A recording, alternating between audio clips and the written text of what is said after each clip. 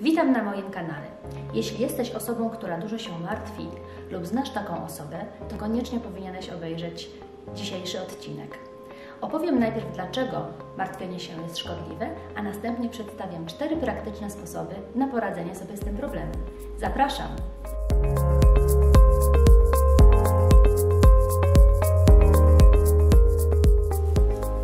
Dlaczego martwienie się jest szkodliwe? Z powodu kortyzolu.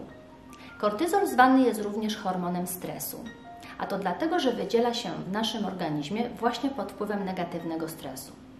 Jeśli utrzymuje się na wysokim poziomie przez długi okres czasu, to ma bardzo negatywny wpływ na nasze zdrowie i samopoczucie.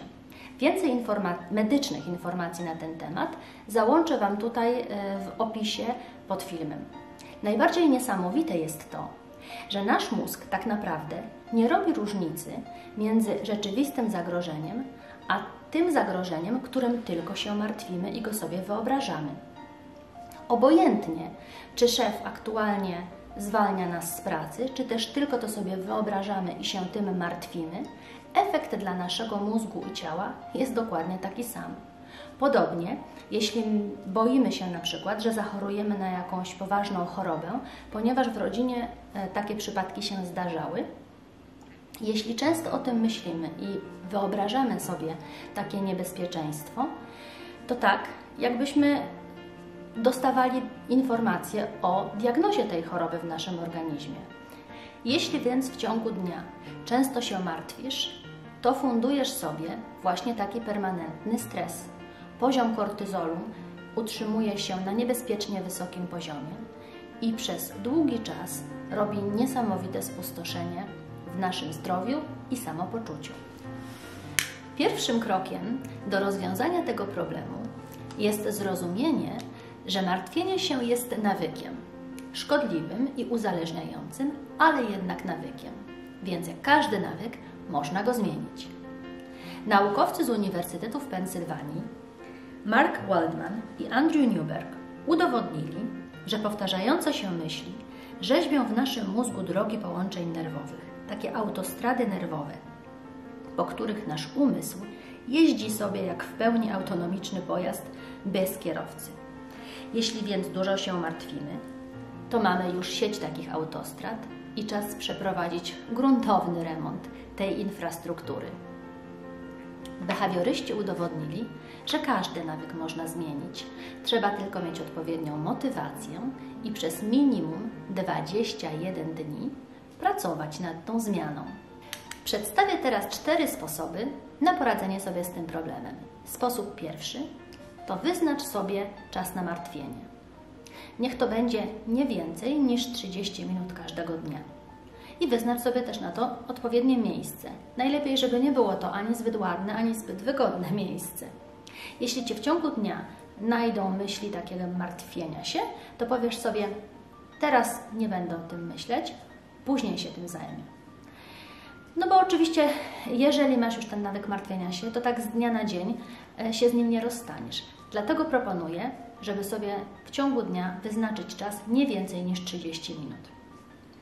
Drugi sposób to nakierowanie myślenia na szukanie rozwiązań. Czyli jeżeli już się martwisz, wyobrażasz sobie jakieś niebezpieczeństwo, to zastanów się, co możesz zrobić z środkami, które masz do swojej dyspozycji, żeby ten problem rozwiązać. Jeżeli na przykład martwisz się tym, że nie wiesz, co stanie się w przyszłości z Twoją firmą, czy z Twoją pracą, z Twoim stanowiskiem, to co możesz zrobić? Możesz na przykład zadzwonić do szefa i zadać mu pytanie. Jeżeli martwisz się o swoje zdrowie, to na przykład możesz zastanowić się, co możesz robić, żeby zdrowiej się odżywiać, albo na przykład uprawiać więcej sportu. Czyli nastaw się na szukanie rozwiązań. Sposobem trzecim jest zastąpienie negatywnych myśli myślami pozytywnymi. Na przykład myślami wdzięczności. Ja o wdzięczności nagrałam osobny odcinek i tutaj Wam też w opisie ten odcinek, link do tego odcinka załączę. Sposobem czwartym jest zastąpienie martwienia się innymi nawykami. Takimi dobrymi nawykami, które ja nazywam rytuałem szczęścia. O tym nagram osobny odcinek, ale dzisiaj tylko krótko Wam powiem, że takim rytuałem szczęścia może być na przykład słuchanie ulubionej piosenki, bądź śpiewanie ulubionej piosenki. Może być telefon do przyjaciela, który zawsze nas podniesie na duchu.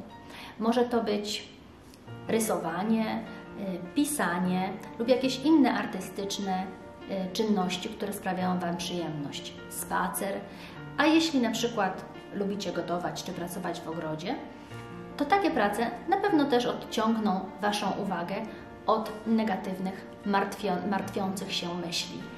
Napiszcie mi proszę w komentarzach, które z podanych przeze mnie sposobów najbardziej Wam się podobają i czy może macie jakieś własne sposoby na rytuały szczęścia. Ja wszystkie komentarze uważnie czytam i z wielką przyjemnością na nie odpowiadam.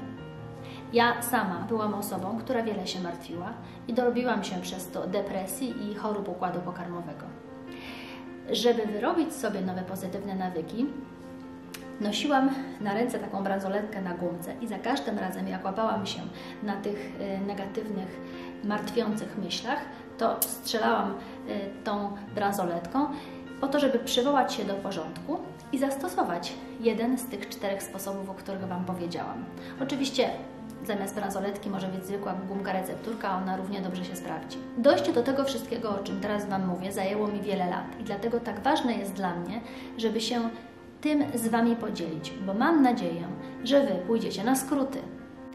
W opisie pod filmem mam dla Was bonus w postaci formularza do pobrania i wydruku, z którym przez 21 dni możecie śledzić Wasze postępy na drodze do pozbywania się zmartwień. Jeśli ten odcinek Wam się podobał, to subskrybujcie mój kanał, wciśnijcie dzwoneczek notyfikacji i prześlijcie to wideo innym osobom, jeśli myślicie, że może im pomóc. Pamiętajcie, że według prawa przyciągania im więcej myślimy o wszystkich negatywnych i niebezpiecznych rzeczach, które mogą nam się przydarzać, tym bardziej je do siebie przyciągamy. Poza tym czas można spędzić dużo bardziej kreatywnie i produktywnie niż na takim martwieniu. Dziękuję Wam serdecznie za obejrzenie tego odcinka. Pozdrawiam, do zobaczenia!